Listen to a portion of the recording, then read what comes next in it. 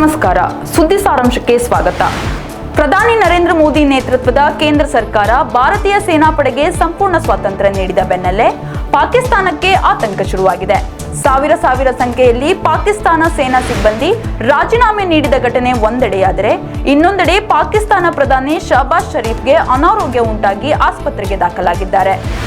ಇತ್ತ ಭಾರತ ಮಿಲಿಟರಿ ದಾಳಿಯನ್ನು ಯೋಚಿಸುತ್ತಿದೆ ಎಂಬ ಬಗ್ಗೆ ಗುಪ್ತಚರ ಮಾಹಿತಿಯನ್ನು ನಾವು ಹೊಂದಿದ್ದೇವೆ ಎಂದು ಪಾಕ್ ಸಚಿವ ಅತಾವುಲ್ಲಾ ತರಾರ್ ಹೇಳಿದ್ದಾರೆ. ಈಗಾಗಲೇ ಭಾರತ ಸರ್ಕಾರ ತೆಗೆದುಕೊಂಡಂತಹ ನಿರ್ಧಾರಕ್ಕೆ ಭಯ ಉಂಟಾಗಿದ್ದು, ಯುದ್ಧದ ಭೀತಿಯಿಂದ ಪಾಕಿಸ್ತಾನ ಪತರುಗುಟ್ಟಿದೆ.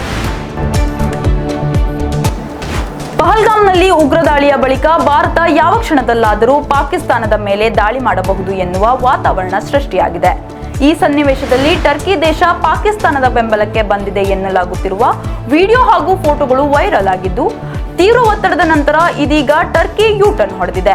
ಪಾಕಿಸ್ತಾನಕ್ಕೆ ನಾವು ಯಾವುದೇ ಶಸ್ತ್ರಾಸ್ತ್ರಗಳನ್ನು ಪೂರೈಕೆ ಮಾಡಿಲ್ಲ ಅಂತ ಟರ್ಕಿ ಹೇಳಿಕೊಂಡಿದೆ.